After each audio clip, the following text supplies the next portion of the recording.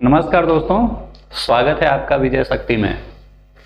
और बताइए क्या हाल चाल है, पढ़ाई चल रही है? चलिए, मेरी तबीयत भी लगभग ठीक हो गई है। तो हम लोग क्या पढ़ रहे थे? वही आर्किमिडीज का सिद्धांत पढ़ रहे थे। मैंने क्या बताया था उसमें?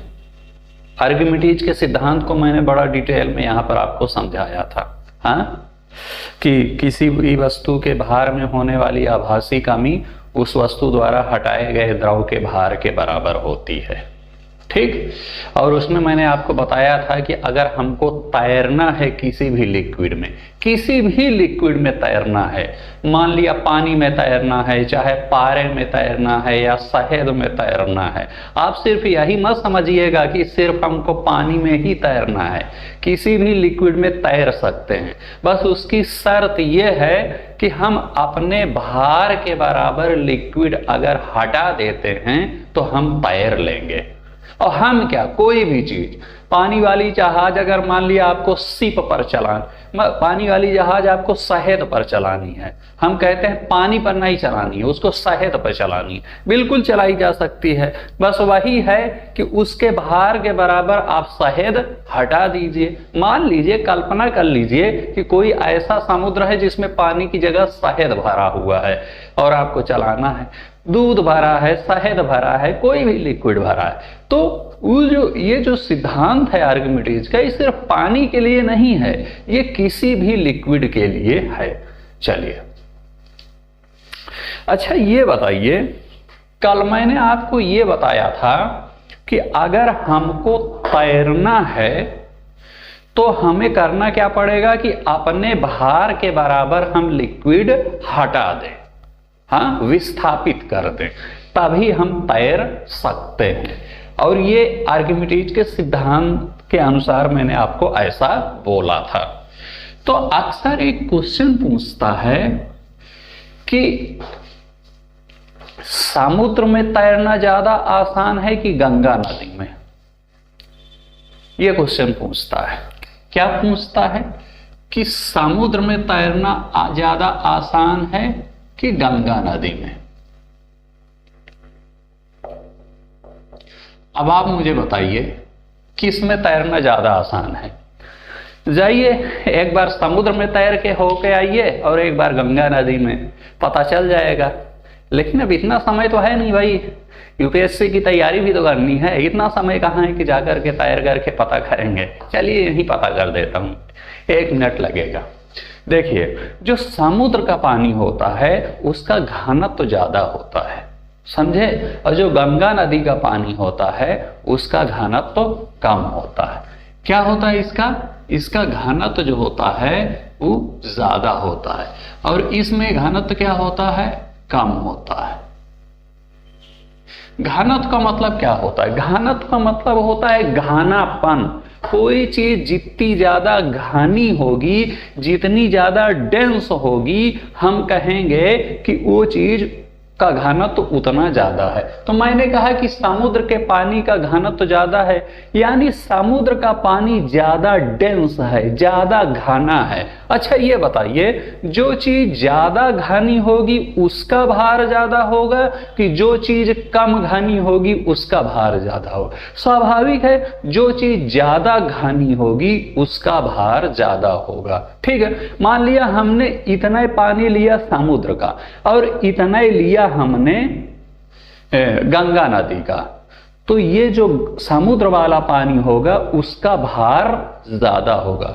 यद्यपि दोनों का वॉल्यूम यानी कि आयतन समान है। मान लिया आपने एक टंकी लिया, ऐसे कोई एक टंकी या एक डिब्बा लिया कोई 1 लीटर आयतन का, या ये कह सकते हैं कि 1 लीटर पानी आप समुद्र का ले लीजिए और 1 लीटर आप गंगा का पानी ले लीजिए, और दोनों को तौलिए जाकर के तराजू में, आप देखेंगे जो समुद्र वाला पानी होगा उसका भार ज्यादा आएगा। उसका भार ज्यादा क्यों आएगा? इसलिए आएगा क्योंकि वो ज्यादा घनत्व है उसका, उसमें घनापन ज्यादा है। ठीक है ना? चलिए, इतना आपको पता चल गया कि समुद्र के पानी का भार क्या होगा? ज्यादा होगा। अब समझिए क्वेश्चन क्या पूछा गया था कि किसमें तैरना ज्यादा आसान है। मैंने आपको क्या बताया कि आप अपने भार के बराबर पानी हटा देंगे तो आप तैर लेंगे। चलिए इसमें हम गए, हम ऐसे ऐसे पानी हटा रहे हैं। एक बार मारा, मान लिया मेरा भार है 75 केजी। मैंने आपको बताया था 75 केजी में लगभग 60-65 केजी तो आप जब अंदर घुसते हैं तो आपका शरीर अपने आप ही हटा देता है। बाकी हमको यही मान लिया कि 10 केजी हमको और हटाना है अपने हाथ से। ये बताइए 10 केजी हमको हटाना है अपने हाथ से पानी को। समुद्र में गए, ऐसे मारे, एक बार मान लिया 2 किलो हट गया, फिर मारे 2 किलो और हट गया, फिर मारे 2 किलो और हट गया, फिर मारे 2 किलो और हट, फिर मारे 2 किलो और हट गया, और इस तरह से 10 किलो पानी हमारा हट गया। और वहीं गंगा नदी में गए तो जब ऐसे मारेंगे तो अब 2 किलो नहीं हटेगा, हो सकता है 1 किलो हटे। कुल मिलाकर के गंगा वाला पानी एक बार ऐसे मारने में कम हटेगा और समुद्र वाला ज्यादा हटेगा। क्यों? क्योंकि समुद्र वाले का घनत्व तो ज्यादा है ना। मान लिया ऐसे मारा तो जितना पानी, मान लिया इतना पानी अगर हटा ना तो उसका वजन ज्यादा होगा ना, और गंगा नदी में इतना ही हटेगा तो उसका वजन कम होगा, और हमको 10 किलो हटाना है। तो जब मारे समुद्र वाला इतना ही मारने में मान लिया इतना पानी हटा तो उसको तौलेंगे तो 2 किलो आएगा, वहीं गंगा नदी वाला इतना ही तौलेंगे तो 1 किलो आएगा। ठीक है ना, इतना हाथ उतना ही चला रहे हैं दोनों में, ऐसे इतना चलाए इतना ही चलाए, लेकिन उसमें चूंकि वजन ज्यादा होता है समुद्र वाले पानी का ना, चूंकि वजन उसका जब ज्यादा होगा तो उस ज्यादा तो जितना पानी हटेगा उसका वजन ज्यादा आएगा ना। समझ रहे हैं कि नहीं समझ रहे हैं? चलिए, तो चूंकि घाना तो समुद्र वाले का ज्यादा होता है, इसलिए ऐसे मारने पर जो पानी हटेगा उस ज्यादा वजन का हट जाएगा। यहां हमको 10 किलो हटाना है, याद रखिएगा 10 किलो। और 10 किलो हटाना, जब ऐसे मार देंगे हम, ऐसे ऐसे ऐसे करके 5 बार मारा तो इसमें एक बार मारने से 2 किलो हटेगा। चूंकि इसका घनत्व तो ज्यादा है, इसमें एक बार मारने से 2 किलो नहीं हटेगा, कम ही हटेगा। यद्यपि हम उतनी ताकत से हटा रहे हैं, ठीक है, मतलब कुल मिलाकर के इसमें कम ही हटेगा। ठीक है ना, तो इसीलिए कहा जाता है कि इसमें तैरना ज्यादा आसान होगा। जिसका घनत्व तो ज्यादा होगा उसमें तैरना ज्यादा आसान होगा। ठीक है ना। एक चीज और समझ लीजिए, दूसरे हिसाब से भी इसको समझ सकते हैं। अगर इसमें समझ में आ गया ठीक है। नहीं, मैंने आपको क्या बताया था?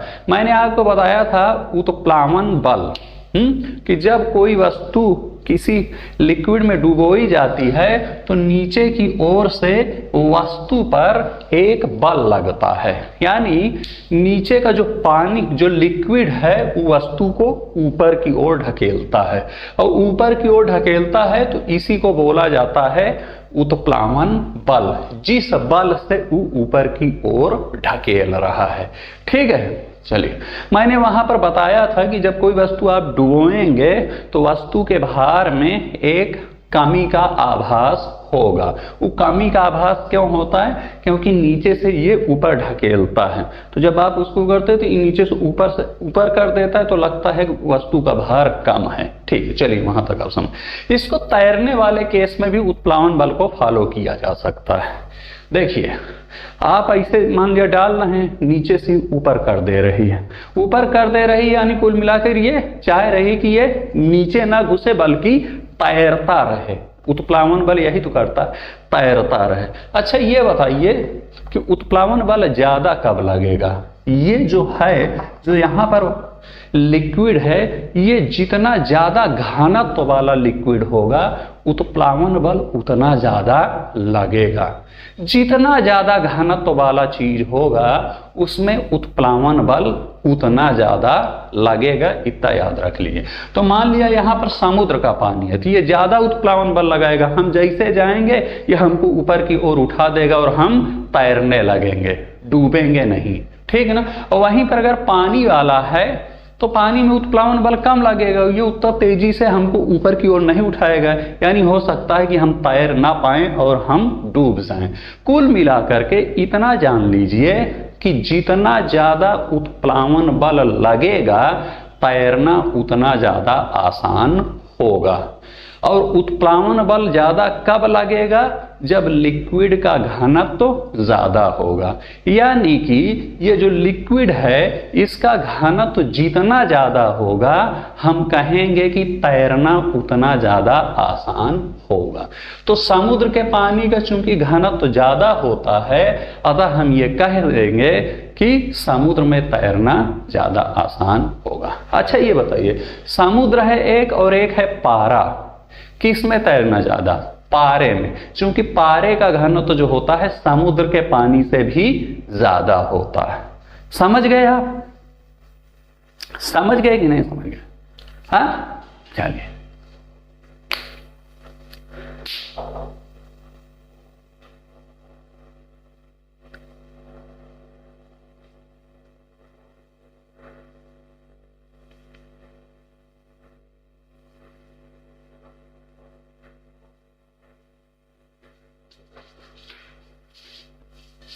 ये क्वेश्चन समझ गए? अच्छा चलिए अगला देखते हैं कॉन्सेप्ट अपना, घनत्व। घनत्व किसे कहते हैं? घनत्व का मतलब होता है घनापन। कौन सी चीज कितनी घनी है? जो चीज जितनी ज्यादा घनी होगी हम कहेंगे कि उसका घनत्व उतना ज्यादा होगा।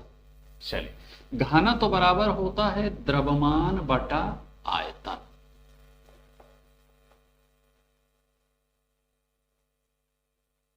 ठीक, ये है फार्मूला, आप लिख लीजिए। चलिए, इस फार्मूले से क्या समझ में आ रहा है कि अगर द्रव्यमान ज्यादा होगा तो घनत्व तो ज्यादा होगा। ये फार्मूला ये कहता है। बस ये है, दो चीज आपने लिया, दोनों में अगर सेम आयतन की दो चीज लिया, चूंकि देखिए नीचे आयतन भी लिखा हुआ है, तो अगर सेम आयतन की दो चीज आपने लिया तो जिसका द्रव्यमान उसमें ज्यादा होगा उसका घनत्व तो ज्यादा होगा। ये फार्मूला कहता है। चलिए, ये हमने ले लिया एक और एक, ये दोनों गोलों का आयतन सेम है, ठीक है ना। एक में हमने भर दिया रुई और एक में हमने भर दिया लोहा। इसमें हमने रुई भर दिया और इसमें हमने लोहा भर दिया, ठीक है ना। दोनों का आयतन सेम है। तो ये फार्मूला क्या कहता है कि अगर आयतन सेम हो तो जिसका द्रव्यमान ज्यादा होगा उसका घनत्व भी ज्यादा होगा। तो ये बताइए, रुई और लोहे में द्रव्यमान किसका ज्यादा होगा? स्वाभाविक है लोहे का द्रव्यमान ज्यादा होगा। अब तौल लीजिए, इतने रुई तौलिए और इतने लोहा तौलिए, आप पाएंगे कि लोहे का द्रव्यमान ज्यादा होगा, यानी लोहे का द्रव्यमान ज्यादा है। तो इस फार्मूले के अनुसार चूंकि लोहे का द्रव्यमान ज्यादा है इसलिए लोहे का घनत्व भी ज्यादा होगा। क्लियर हो गया कि रुई और लोहे की समान आयतन की अगर उलेंगे तो किसका घनत्व ज्यादा होगा? लोहे का ज्यादा होगा। क्यों ज्यादा होगा? क्योंकि लोहे का द्रव्यमान ज्यादा होता है। और इस फार्मूले के अनुसार फिर हम कह देंगे कि लोहे का घनत्व ज्यादा होगा, ठीक। चलिए, ये बताइए, यहां से एक आपको और पता चला कि नहीं कि घनत्व जो होता है वो इनवर्सली प्रोपोर्शनल आयतन होता है। इससे तो आपको पता ही चल गया होगा कि घनत्व इनवर्सली प्रोपोर्शनल आयतन के, यानी अगर घनत्व ज्यादा होगा तो आयतन कम होगा और घनत्व कम होगा तो आयतन ज्यादा होगा। एक मिनट रुकिए, इसका क्या यूज है मैं अभी आपको बता रहा हूं। आप मुझे ये बताइए, ये है बर्फ और ये है पानी। बर्फ और पानी में किसका घनत्व ज्यादा होगा? आप मुझे बताइए। आपको लगेगा कि बर्फ का घनत्व ज्यादा होगा। जी नहीं, बर्फ का घनत्व पानी के घनत्व से कम होता है। अगर एज्यूम कर पा रहे हैं तो ठीक है, नहीं तो मेरी बात मान लीजिए। फिजिक्स यही कहती है कि बर्फ का घनत्व पानी की तुलना में क्या होता है? बर्फ का घनत्व पानी की तुलना में कम होता है। कुछ गलत तो नहीं बोल गया? बर्फ का घनत्व जो होता है पानी से कम होता है, यानी पानी का घनत्व ज्यादा होता है। कभी कभार मैं खुद ही कंफ्यूज होकर के गलत बोल देता हूं, समझ रहे हैं ना। तो इस लिहाज से पूछ रहा हूं कि कुछ गलत तो नहीं बोल गया। याद रखिए, बर्फ का घनत्व कम होगा और पानी का ज्यादा होगा, यानी बर्फ का घनत्व क्या होगा, कम होगा और पानी का घनत्व क्या होगा, ज्यादा होगा। यानी कह सकते हैं कि बर्फ का घनत्व पानी से कम होगा। ठीक, चलिए ये आपको पता चल गया। अब यहां पर मैंने आपको क्या बताया था, घनत्व आयतन के इनवर्सली प्रोपोर्शनल होता है, यानी जिसका घनत्व जो है कम उसका आयतन ज्यादा। क्योंकि बर्फ का घनत्व कम, अतः क्या लिख सकते हैं, बर्फ का आयतन ज्यादा लिख सकते हैं। लिख दीजिए, बर्फ का आयतन पानी का, ठीक, एक ही आपको फार्मूला का। दो चीज आपको क्लियर हो गई कि नहीं, वही चीज लिखा हुआ है। इस फार्मूले को यहां पर मैं सेट कर रहा हूं। चूंकि बर्फ का घनत्व तो कम होता है, पानी का ज्यादा होता है, इसलिए आयतन जो उसका जस्ट उल्टा हो जाएगा कि बर्फ का आयतन ज्यादा होगा और पानी का आयतन कम होगा। चलिए, होता क्या है, इसका यूज क्या है। अक्सर आपसे एक क्वेश्चन पूछता है। क्या क्वेश्चन पूछता है, क्वेश्चन ये पूछता है कि ठंड के दिनों में कुछ इस प्रकार का क्वेश्चन पूछता है कि ठंड के दिनों में जब पाइप में पानी जम जाता है तो पाइप फट जाता है, या ठंड के दिनों में आप जो है बोतल को फ्रिज में आप रख दीजिए तो बोतल फट जाता है, ऐसा क्यों होता है। मैं आपको बता रहा हूं, अभी आपको क्वेश्चन भी समझ में आ जाएगा। देखिए, मान लिया ये है बोतल, ठीक, इसमें आपने भर दिया है क्या, पानी, ऊपर से बंद है, पानी भर दिया आपने। कुछ ऐसी स्थिति बनी कि ये पानी जो है क्या हो गया, जम गया।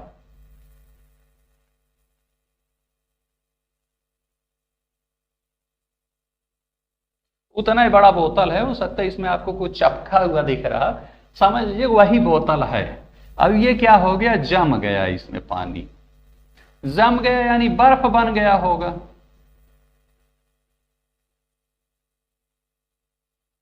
जम गया यानी इतना तो क्लियर है कि क्या हो गया होगा, बर्फ बन गया होगा। ये पानी यहां पर बर्फ बन गया। आप ये बताइए मुझे, इस पानी का आयतन ज्यादा होगा कि इस बर्फ का आयतन ज्यादा होगा। यहां से आप देख लीजिए, बर्फ का आयतन पानी से ज्यादा होगा, यानी इसका आयतन इससे ज्यादा होगा। आप ये बताइए, पहले जब ये बोतल पूरा हचाहच भरा हुआ था, पूरा बोतल भरा हुआ था, उसमें बिल्कुल जगह नहीं थी, अपना इतने में भरा हुआ था। जब यही पनिया बर्फ बन गया होगा, और मैं कहता हूं कि बर्फ बनने के बाद इसका आयतन और बढ़ गया होगा, और बढ़ जाएगा ना, चूंकि बर्फ का आयतन पानी से ज्यादा होता है, तो इसका इसी पनिया का यहां पर उसी बोतल में आयतन और बढ़ गया। जब और बढ़ गया तो वो अब समाएगा कहां, बोतल में, उसको और ज्यादा जगह चाहिए ना, और जगह तो बोतल में है ही नहीं है। मैं पहले बोल चुका हूं कि ये पूरा पानी एकदम हचाहच भरा हुआ है बोतल में, ऊपर तक, यहां तक पूरा, यहां तक पूरा चारों तरफ। इसमें अब इस बोतल में बिल्कुल भी जगह नहीं है, इस बोतल में तनी से भी जगह नहीं है कि थोड़ा सा भी अगर कुछ और डालने की इसमें जगह नहीं है। आप ये बताइए, जब ये बर्फ में चेंज हो जाएगा, तो मैंने कहा कि बर्फ का आयतन पानी से ज्यादा होता है, यानी बर्फ को अब ज्यादा जगह चाहिए ना, जो है, चूंकि उसका आयतन ज्यादा होगा। अब बर्फ को ज्यादा जगह चाहिए, बोतल में जगह है नहीं, तू अपने चारों दीवारों पर कहेगी भाई मुझे और जगह चाहिए, तुम लोग फैलो फैलो। तू क्या करेगी, बर्फ की दीवारों पर प्रेशर लगाए, बोतल की दीवारों पर ये बर्फ प्रेशर लगाएगी, और जब ये बर्फ जो है बोतल की दीवारों पर प्रेशर लगाएगी तो बोतल फट जाएगा। ये क्या कहेगी, हमको ज्यादा जगह चाहिए ना, तो चारों इधर इधर इधर या इधर दबाव डालेगी ना, चूंकि अब इसका आयतन ज्यादा हो गया, तो जब दबाव डालेगी तो बोतल फट जाएगा। यही लिए होता है कि उतना पानी जमने के बाद जो है, चूंकि बर्फ बन गया, बर्फ का आयतन ज्यादा हो गया, अब आयतन ज्यादा हो गया तो उसको जगह ज्यादा चाहिए, और जब जगह ज्यादा चाहिए तो चारों तरफ जब प्रेशर लगाएगा तो बोतल फट जाएगी। यही को एक क्वेश्चन और बना के पूछता है कि ठंड के दिनों में जो है पाइप फट जाता है। पाइप में भी यही स्थिति है। आई मान लिया ये है पाइप, ऐसे मान लिया कुछ ऐसे, अभी ऐसे ऐसे ऐसे ऐसे ऐसे ऐसे पानी भरा हुआ है, लेकिन यही पानी क्या हो गया, इतने पाइप में जम के बर्फ बन गया। अब जब जम के बर्फ बन जाएगा तो इसका आयतन ज्यादा हो जाएगा। जब बर्फ का आयतन ज्यादा हो जाएगा तो उसको ज्यादा जगह चाहिए, लेकिन जगह तो है नहीं, तो जगह बनाने के लिए अपने चारों तरफ प्रेशर लगाएगा। जब प्रेशर लगाएगा तो पाइप फट जाएगा। ठीक है, तो पाइप क्यों फट जाता है, बोतल क्यों फट जाता है, पानी के जमने के बाद ही समझ में आ गया, समझ गए ना। इसलिए फट जाता है क्योंकि जमने के बाद उसका आयतन बढ़ जाता है, बर्फ का आयतन पानी की तुलना में बढ़ जाता है, और जब बढ़ जाएगा तो उसको जगह ज्यादा चाहिए। ठीक, कोई दिक्कत? चलिए,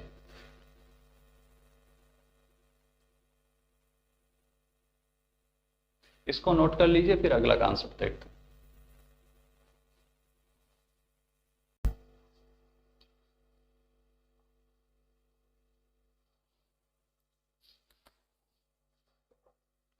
लिख लीजिए,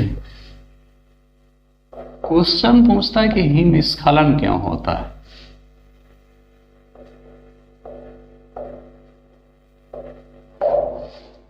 हिमस्खलन क्यों होता है? हिमस्खलन का मतलब जानते हैं? भूस्खलन जानते हैं? जब आप पहाड़ वहाड़ कभी घूमने जाइए, उत्तराखंड वगैरह, तो अक्सर इस प्रकार की घटना आपको देखने को मिलेगी कि भूस्खलन हो गया, हिमस्खलन हो गया। मतलब वो जो पहाड़ होता है वो भर भरा करके गिर जाता है, समझ है ना। और होता क्या है कि मान लिया उस पर कोई आदमी चढ़ा हुआ है, तो जब वो गिरेगा भर भरा करके तो वो भी उसके साथ गिर जाएगा, मर जाएगा। ये मान लिया है पहाड़ ऐसे जो है, तो यही जो है इतना पार्ट मान लिया कि गिर गया ऐसे भर भरा करके, तो इसी को कहा जाता है भूस्खलन। और हिमस्खलन क्या होता है? हिम का मतलब होता है बर्फ। तो मान लिया कहीं बर्फ जमी है जो है बहुत ज्यादा मात्रा में, कोई बर्फ का पहाड़ है कुल मिलाकर, और वो बर्फ जब भर भरा के गिर जाती है तो हम कहते हैं हिमस्खलन हो गया। तो चाहे भूस्खलन कहें चाहे हिमस्खलन कहें, दोनों में एक एक कॉन्सेप्ट है। चले, तो क्वेश्चन आपसे पूछता है कि हिमस्खलन क्यों होता है, यानी बर्फ भड़बड़ा के क्यों गिरता है। चलिए, मान लिया ये है स्थिति,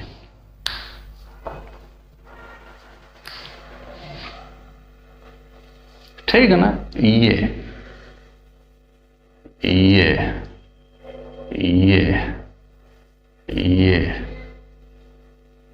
और ये, ठीक है ना। ये सब क्या है?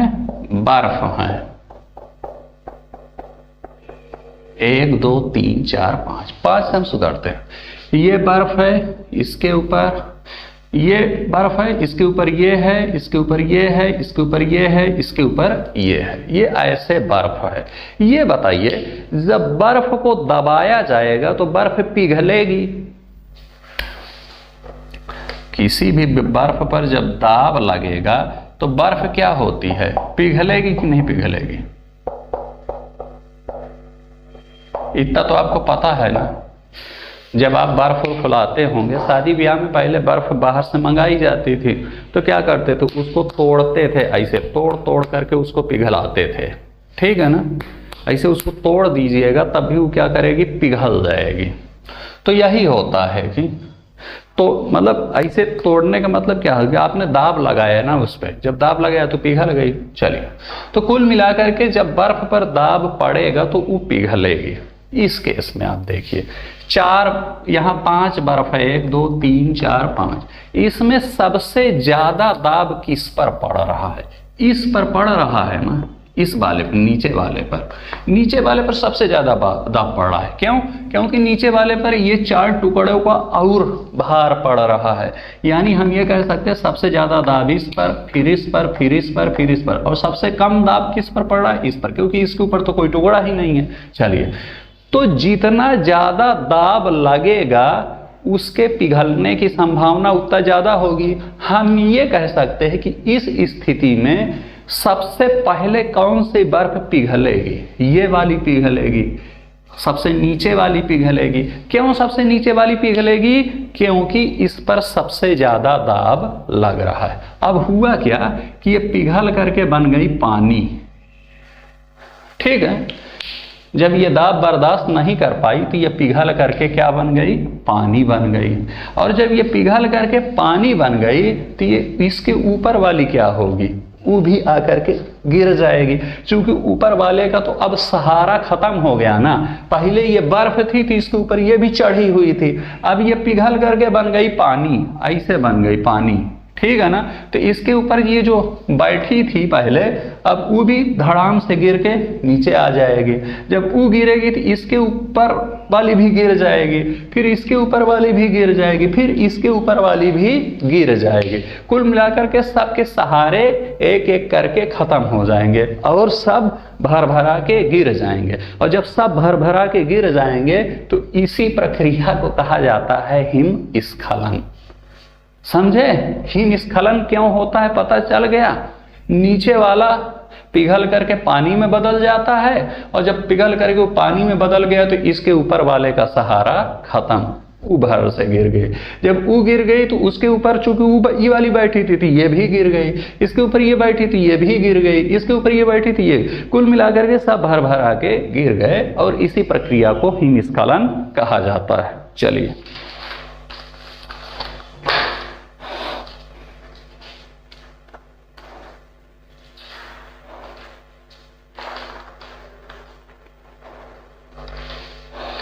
एक क्वेश्चन आप और देखिए।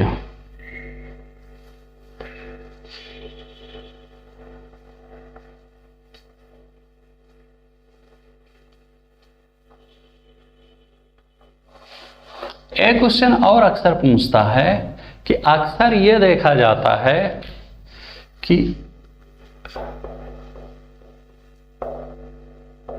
झील के ऊपर बर्फ जमी रहती है, लेकिन नीचे क्या होता है? मछलियां वगैरह रहती हैं, जीवित रहती हैं। ऐसा क्यों होता? मतलब ये देखा गया है कि जब आप सर्दी उर्दी के समय में लद्दाख उद्दाख में या कश्मीर में जाइए तो कुछ जगह ऐसी स्थिति देखने को आपको मिलेगी कि ऊपर आप देखेंगे तो झील एकदम पूरा बर्फ है, पूरा एकदम ठोस बर्फ है, आप ऐसे पैदल चलिए। लेकिन जो नीचे अगर आप खोद करके देखेंगे तो नीचे क्या होगा? मछली उछली आपन जीवित हैं, उनको कोई दिक्कत ही नहीं है। ऐसा क्यों होता है भाई? होना तो ये चाहिए कि जब सब चीज जम गया तो उसी के साथ मछली उछली या जो भी चीज है वो भी जम जानी चाहिए और जम करके मर जाना चाहिए। ठीक है ना? लेकिन यहाँ पर ऐसी स्थिति नहीं होती। देखा जाता है कि नीचे आराम से मछली जीवित है। और हमको पता है कि मछली जीवित कब रहती है? मछली को जब पानी मिलेगा तभी वो जीवित रहेगी। मछली पानी के अंदर ही जीवित रह सकती है। मछली बर्फ में जीवित नहीं रहेगी कि बर्फ जम गया, वो पानी अगर बर्फ में चेंज हो गया तब मछली को पानी कहाँ मिला? अब वो तो बर्फ में बदल गया और मछली पानी में जीवित रहती। यानी हम ये कह सकते हैं कि अगर नीचे कहीं मछली जीवित है बर्फ के नीचे, यानी बर्फ के नीचे कहीं पानी है। वो बात सही भी होती, बर्फ के नीचे पानी होता है। ये देखने को मिलता है कि ऊपर ये मान लिया ये ऐसे ऐसे ऐसे ऐसे बर्फ है, ऐसे ऐसे ऐसे ऐसे ये बर्फ है ऊपर, हाँ, और नीचे क्या होता है? पानी ऐसे होता है।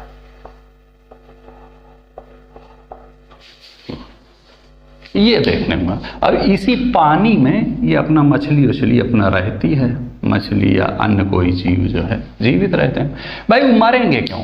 वो तो जिंदे रहेंगे, क्योंकि नीचे तो पनीवा है ना, ऊपर अब इस पर मान लिया कोई आदमी चल रहा है तो उसको क्या लगेगा, यार ये तो पूरा बर्फ में चेंज हो गया। हाँ, और वो आराम से उस पर क्रिकेट मतलब क्रिकेट भी खेलते रहते, इतना ज़्यादा बर्फ जम जाती। कभी डल झील वगैरह में देखिएगा, सर्दी आ रही है तो वहाँ बताएगा खूब लोग क्रिकेट खेलते हैं। लेकिन उसके नीचे क्या होगा, पानी रहेगा बहुत नीचे जाने पर, और उस पानी में मछली उछली जीवित रहती है। ये पानी नीचे क्यों रहता है?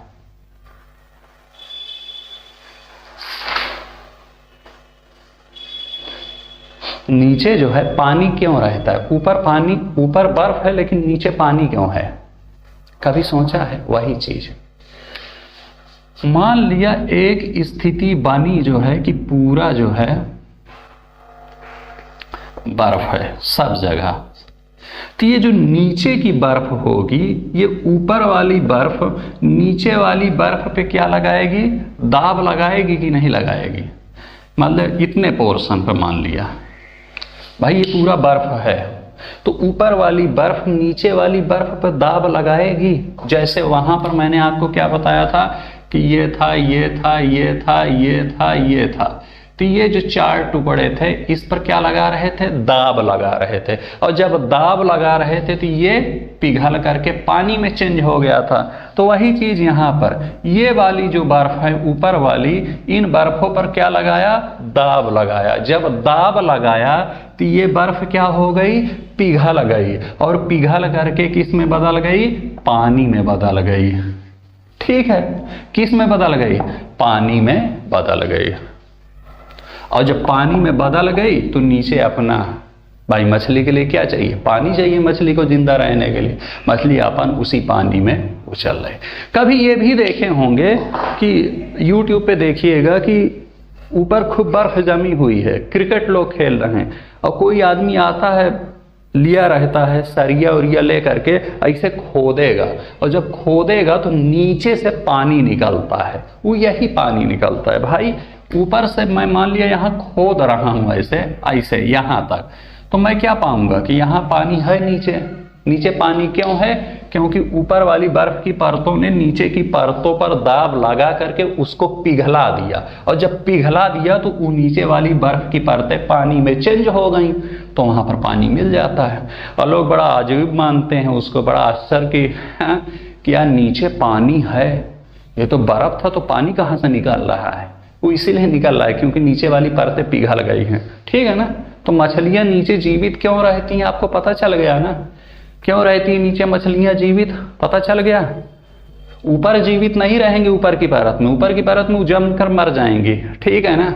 और पकड़ के आप लाइएगा, बढ़िया फ्राई करके खाइएगा। ठीक है, चलिए कोई मजाक की बात कर रहा हूँ। ऊपर यहाँ नहीं जीवित रहेगी मछली, क्योंकि मछली को जीवित रहने के लिए पानी चाहिए। पानी कहाँ मिलेगा, यहाँ ही मिलेगा। क्यों मिलेगा? क्योंकि यहाँ की बर्फ की परत जो है ऊपर वाली परतों के दाब के कारण पिघल गई है। चलिए, हो गया।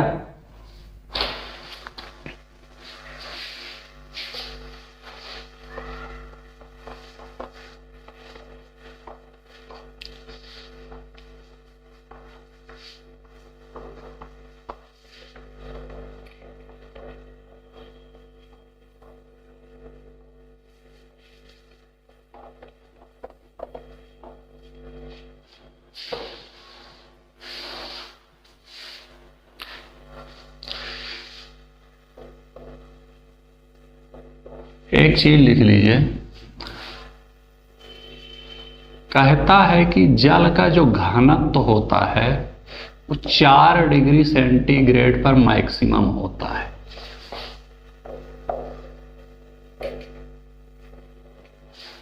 क्या?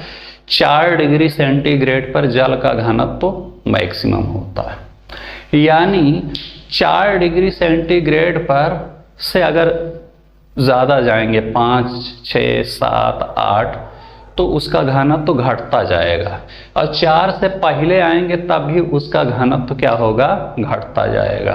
ठीक है ना? चलिए, इसको अगर U बनाएंगे, मान लिया कि ये है तापमान और ये है घनत्व। ठीक है ना? तो होता क्या है, ग्राफ ऐसे बनता है। तापमान में आप लिख दीजिए 0 डिग्री सेंटीग्रेड, ये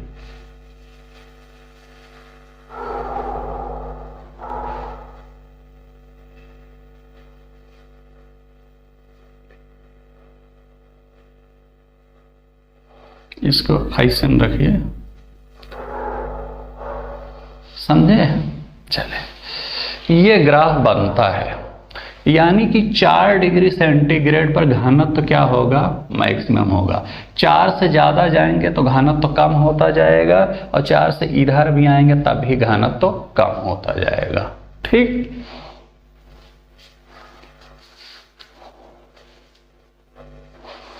कुल मिलाकर ये कह सकते हैं कि 0 डिग्री सेंटीग्रेड है, यहाँ है 4 डिग्री सेंटीग्रेड, और यहाँ पर आपका अपना अब लेंगे तो होगा क्या, स्थिति ऐसे बनेगी, 0 से 4 पर क्या होगा, बढ़ेगा घनत्व, और 4 से इधर क्या होगा,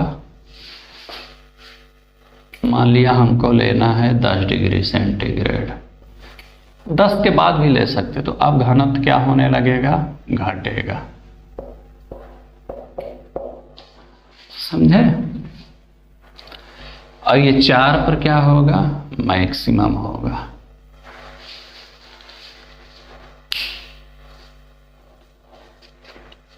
इसका कोई मतलब नहीं, इसका मतलब ये है कि अक्सर पूछता है कि ये बताइए जल का घनत्व किस तापमान पर अधिकतम होता है, तो आप कह दीजिएगा कि जल का घनत्व 4 डिग्री सेंटीग्रेड पर अधिकतम होता है। ये पूछ सकता है कि 4 डिग्री सेंटीग्रेड से आगे जाने पर जल का घनत्व बढ़ेगा या घटेगा, तो ये 4 डिग्री सेंटीग्रेड से आगे जाने पर जल का घनत्व घटता है। ठीक ना? ये पूछ लेगा कि 4 डिग्री सेंटीग्रेड से पीछे आने पर जल का घनत्व बढ़ेगा कि घटेगा, तो घटेगा। ठीक है ना? मैंने यहाँ जो बढ़ना लिखा है इससे कंफ्यूज मत होइएगा। 0 से जब 4 की तरफ चलेंगे तो बढ़ेगा जल का घनत्व, तो ऐसे बढ़ता जाएगा, 4 पर मैक्सिमम हो जाएगा, 4 के बाद फिर उधर जाएंगे तो घटता चला जाएगा। ठीक है ना? समझे? ये बढ़ता जाएगा मतलब 0 पर कुछ रहेगा, 1 पर कुछ रहेगा, 2 पर और ज़्यादा रहेगा, 3 पर और ज़्यादा रहेगा, यानी 4 से इधर जाएंगे तो 3 पर ज़्यादा, 2 पर उससे कम, उस पर 0 पर सबसे कम। ये वाला ग्राफ आप याद रख लीजिए, ये ग्राफ बनेगा। ठीक ना? ये मैंने आपको एक वो बताया था कि घनत्व इनवर्सली प्रोपोर्शनल होता है आयतन के, बताया था आपको। यानी इससे एक चीज आप और लिख सकते हैं ना कि जल का आयतन 4 डिग्री सेंटीग्रेड पर मिनिमम होगा। समझे? अगर 4 डिग्री पर घनत्व तो मैक्सिमम है तो आयतन मिनिमम होगा, क्योंकि घनत्व और आयतन में उल्टा संबंध होता है। जो चीज अधिकतम है, अगर घनत्व तो अधिकतम है तो आयतन उसका उल्टा यानी न्यूनतम यानी मिनिमम। ठीक, चले तो इसका जो बनेगा, मान लिया इधर है तापमान और इधर क्या है, आयतन।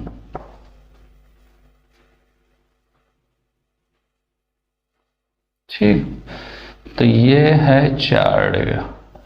ठीक, ये ऐसे था तो उसका उल्टा बना दिया। आयतन और तापमान में क्या, और ये सब किसके लिए है, जल के लिए है दोनों स्थिति। ठीक, कभी हो सकता है आपको ग्राफ व्राफ बना के देख ली 4 डिग्री सेंटीग्रेड पर घनत्व कितना है, मैक्सिमम है, और 4 डिग्री सेंटीग्रेड पर आयतन कितना है, मिनिमम है। आयतन वाला ये चल रहा है ना, यानी आयतन के केस में हम क्या लिख सकते हैं,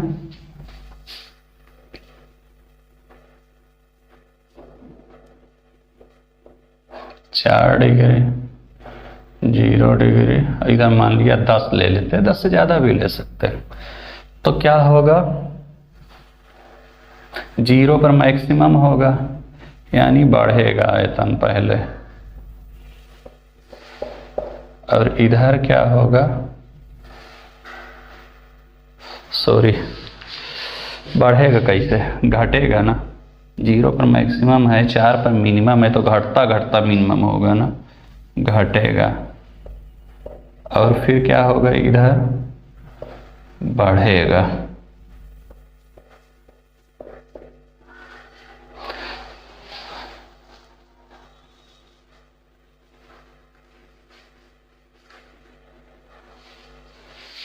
दोनों आप चित्र याद रखिए, दोनों में उल्टा संबंध है।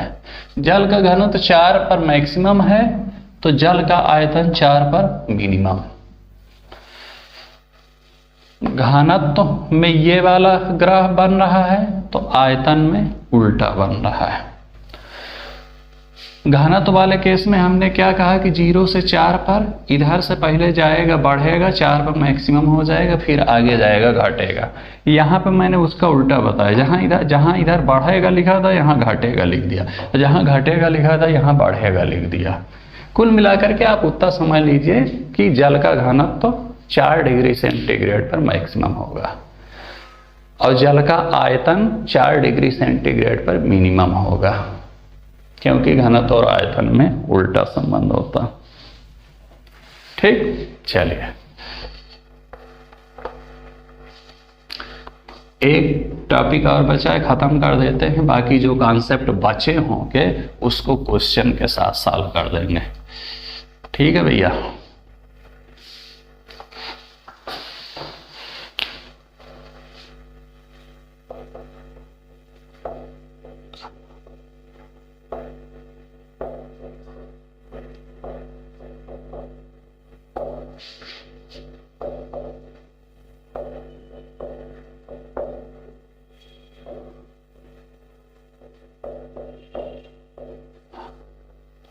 आपेक्षिक घनत्व या सापेक्षिक घनत्व,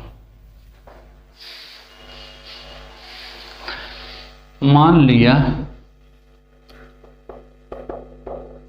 ये कोई लिक्विड है, ऐसे ऐसे इसमें कोई चीज डूबी हुई है,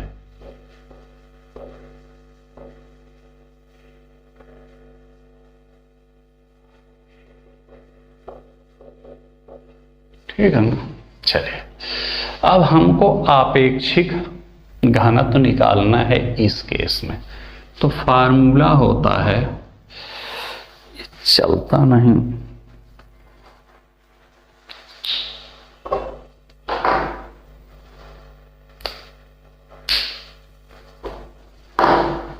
चले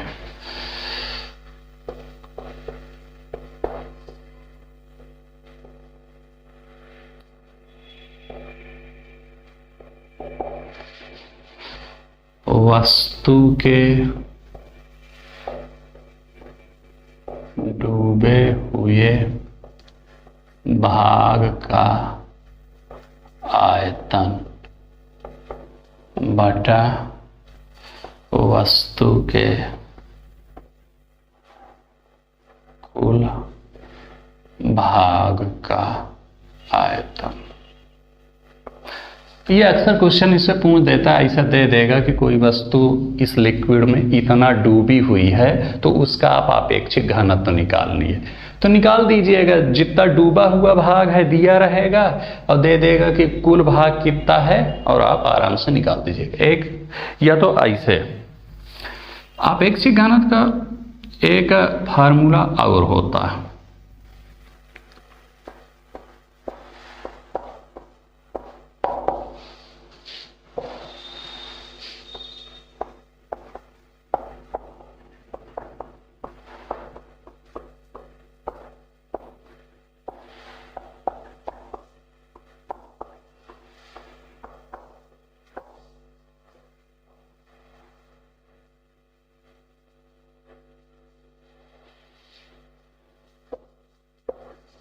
दो फार्मूला है।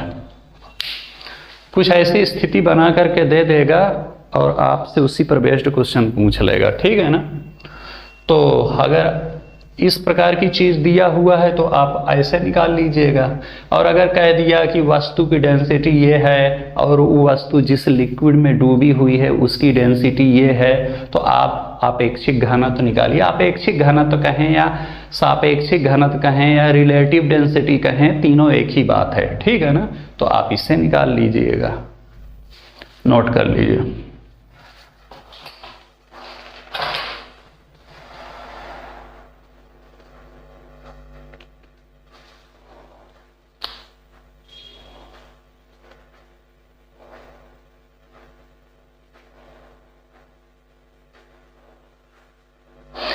अच्छा, अब आप मुझे ये बताइए, एक ये है एक ये, दोनों आपेक्षिक घनत्व ही लिखा हुआ है, ये है ये, तो हम क्या ये लिख सकते हैं इसको क्या कि ये बराबर ये, भाई a बराबर b, a बराबर c, तो हम लिख सकते हैं ना कि b बराबर c। यानी जो मैथ के होंगे थोड़ा सा समझ लेंगे, नहीं भी होंगे तब, क्योंकि इधर की चीज बराबर है तो हम इन दोनों के भी बराबर लिख सकते हैं। इधर लिख सकते हैं कि वस्तु का डूबा हुआ भाग बटे वस्तु का कुल भाग बराबर वस्तु का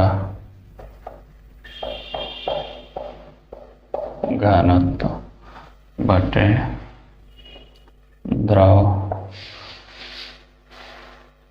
नहीं दिख रहा है ना, यही तो दिक्कत है।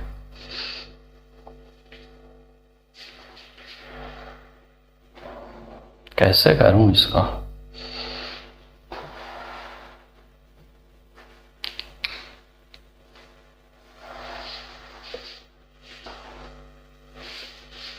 चलिए इधर लिख दिया।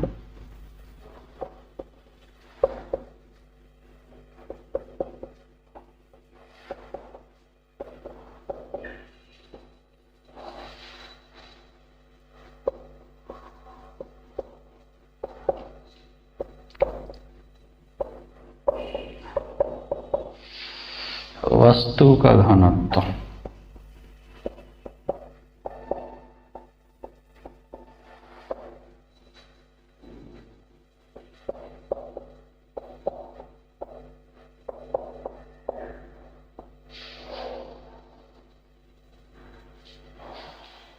ठीक, कुछ नहीं लिखा, वस्तु के डूबे हुए भाग का आयतन की जगह वस्तु का डूबा हुआ भाग लिख दिया। भाई जो भाग डूबेगा उसी को तो आयतन कहते हैं। ऐसा इसलिए लिख दिया क्योंकि अभी थोड़ा समझने में आसानी हो गया। तो इन दोनों फार्मूलों से हमको ये फार्मूला बन गया कि वस्तु का डूबा हुआ भाग बटा वस्तु का कुल भाग बराबर वस्तु का घनत्व बटे द्रव का घनत्व। ये फार्मूला आपको बना। अब इस फार्मूले पर आप आइए। इस फार्मूले के अनुसार आपको क्या पता चला कि वस्तु का डूबा हुआ भाग और द्रव के घनत्व में क्या संबंध है? यूनिवर्सली संबंध है, यूनिवर्सली संबंध है। ये है द्रव और ये डूबी हुई है कोई वस्तु। भाई इतनी बड़ी थी, इतना भाग इसमें डूबा हुआ है, तो यहां पर ये नीचे है ये ऊपर है, यानी कि उल्टा संबंध है। जितना भाग डूबेगा उसमें और द्रव के घनत्व में, जिस द्रव में ये डूबेगा उन दोनों में इनवर्सली संबंध है, यानी उल्टा संबंध है। उल्टा संबंध है तो इससे हम क्या निकाल सकते हैं कि अगर द्रव का घनत्व होगा ज्यादा तो वस्तु का डूबा हुआ भाग होगा कम। कह सकते हैं कि नहीं? भाई अगर उल्टा संबंध है तो हम ये कह सकते हैं कि अगर द्रव का घनत्व तो ज्यादा होगा, ये वाला ज्यादा होगा तो ये वाला कम होगा। यही तो फिजिक्स, थोड़ा समझिए, ठीक है ना। यानी द्रव का घनत्व तो अगर ज्यादा तो वस्तु का डूबा हुआ भाग कम। यानी हम ये कह सकते हैं कि अगर किसी लिक्विड की डेंसिटी यानी घनत्व तो ज्यादा है तो उसमें कोई वस्तु कम डूबेगी। डूबा हुआ भाग कम, ये जो भाग डूब गया है ये कम डूबेगा अगर इसकी डेंसिटी ज्यादा है तो। इसका मतलब समझे कि कोई ऐसा लिक्विड ले जिसका घनत्व ज्यादा है, उसमें कोई वस्तु डालेंगे वो कम डूबेगी, और कोई ऐसा लिक्विड ले जिनमें कोई जिसका घनत्व है कम, उसमें वही वस्तु डालेंगे वो ज्यादा डूबेगी। इसको ऐसे समझ सकते हैं कि समुद्र में अगर कोई चीज डुबाएंगे तो वो कम डूबेगी, और गंगा जी के पानी में डुबाएंगे तो ज्यादा डूबेगी, क्योंकि समुद्र के पानी का घनत्व होता है ज्यादा, और जब समुद्र के पानी का घनत्व ज्यादा है तो उसमें कोई चीज कम डूबेगी, उसका कम हिस्सा डूबेगा। और गंगा के पानी का घनत्व होता है कम, यानी कि गंगा के पानी में कोई चीज अगर डुबाएंगे तो वो ज्यादा डूबेगी। समझे यहां वाले संबंध। यहां से भी उस तैरने वाला चीज आप समझ सकते हैं जो अभी बताया था आपको कि गंगा के पानी में तैरना कम आसान है बशर्ते समुद्र के पानी के। क्यों? मैंने आपको बता दिया कि समुद्र के पानी में डूबना जो है, समुद्र के पानी में कोई चीज कम डूबेगी और गंगा के पानी में ज्यादा डूबेगी। इसी को उल्टा कह सकते हैं, यानी कि समुद्र के पानी में कोई चीज तैरेगी और गंगा के पानी में नहीं तैरेगी। यानी कि इसी को कह सकते हैं कि समुद्र के पानी में तैरना ज्यादा आसान है बशर्ते गंगा के पानी। भाई जहां डूबना कठिन है यानी तैरना आसान है, और जहां डूबना आसान है यानी तैरना कठिन है, तो यहां से भी आप उसको समझ सकते हैं। ठीक, समझ आएंगे ना? पारे में कोई चीज ज्यादा डूबेगी कि द्रव में? भाई पारे का घनत्व तो ज्यादा होता है, यानी पारे में कोई चीज कम डूबेगी। ठीक, और पानी में ज्यादा डूबेगी। ये वाले फार्मूले से आप समझ लीजिएगा उसको।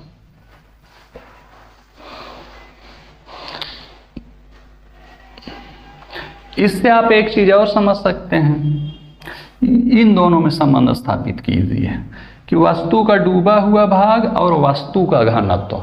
अब ये द्रव के घनत्व की बात नहीं कर रहा है, वस्तु के घनत्व की बात कर रहा है। ये जो वस्तु आप डुबो रहे हैं इसमें कह रहा है कि सीधा संबंध है, यानी वस्तु का घनत्व जितना ज्यादा होगा वस्तु का उतना ज्यादा भाग डूबेगा। यानी इस पर अगर हम लोहा रख दें तो चूंकि लोहे का घनत्व तो ज्यादा होगा इसलिए लोहे का ज्यादा हिस्सा डूब जाएगा, लेकिन वहीं पर अगर इस पर हम रुई रख दें तो रुई उतना ज्यादा नहीं डूबेगी।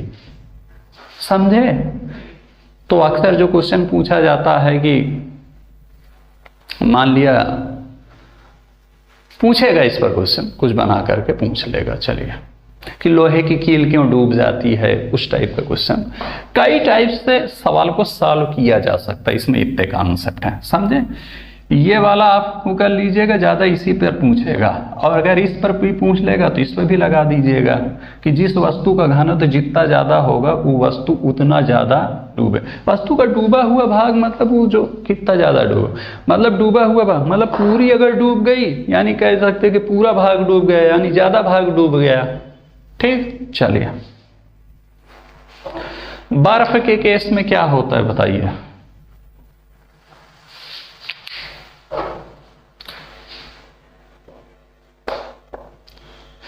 बर्फ के केस में बर्फ को अगर आप पानी में जब डूबो वो करेंगे तो होगा क्या?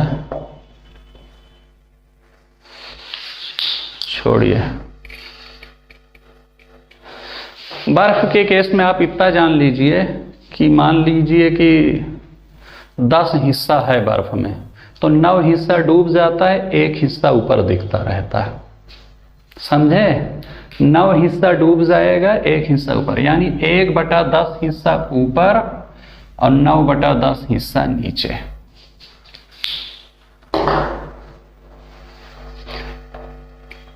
यानी कोई बर्फ कितनी 10 मीटर मोटी है तो 1 मीटर ऊपर दिखता रहेगा, बाकी 9 मीटर पानी के अंदर डूब जाएगा। ठीक, चले ये लिख लीजिए, बाकी अगले लेक्चर में। ठीक, और भाई सब्सक्राइब करवाओ यार, ऐसे कब तक चलेगा? अगर आप लोग सब्सक्राइब नहीं करवाएंगे तो ऐसे में कब तक सरवाइव कर पाऊंगा बताइए। फ्री में पढ़ा रहा हूँ और सब्सक्रिप्शन बढ़ ही नहीं रहा है। आप लोग देख रहे हैं, सब देख रहे हैं, फ्री में देख रहे हैं। जितने लोग सब्सक्राइब किए उसमें मैक्सिमम लोग देख रहे हैं वीडियो को। हाँ, तो और अपने दोस्तों से भी तो कहिए कि वो लोग भी सब्सक्राइब करें। हाँ, कुछ लोग ऐसे हैं भाई, पूरा मुझे तो पता चल जाता है यूट्यूब पर ना कि वो वीडियो देख रहे हैं लेकिन उन्होंने खुद भी सब्सक्राइब नहीं किया हुआ है। उसमें आता है, यूट्यूब बता देता है हमको, मेरे पास पूरा डेटा आ जाता है। हाँ, कि कितने ये जो वॉच टाइम है इसमें कितने लोगों ने सब्सक्राइब कर रखा है, कितने लोग नहीं सब्सक्राइब कर रखे। कुल मिलाकर के ऐसे लोग, मतलब मुझे बड़ा आश्चर्य होता है देखकर, उसको देख करके कि लोग वीडियो देख रहे हैं, उससे फायदा उठा रहे हैं और एक उंगली दबाना है वो दबा नहीं रहे हैं। चलिए उनकी तो बात ही छोड़ दीजिए कि जो जिन्होंने नहीं सब्सक्राइब किया है, देख भी नहीं रहे हैं, हाँ, वो भी अनजान है इस वीडियो से। लेकिन ऐसे लोग जो देख रहे हैं लेकिन जो सब्सक्राइब नहीं कर रहे, 70% ऐसे लोग हैं, 70% उसमें दिखा रहा है कि ये जो वॉच टाइम है इसका 70% हिस्सा ऐसे लोगों के द्वारा देखा जा रहा है जिन्होंने आपके चैनल को सब्सक्राइब नहीं कर रखा। भैया इतना अंधेर काहे मचाए हो? अभी यहीं पर लगा देते कि जनरल साइंस की फीस 20,000 रुपया है तो आप पैसा भी देते, और एक उंगली आप नहीं दबा रहे हैं।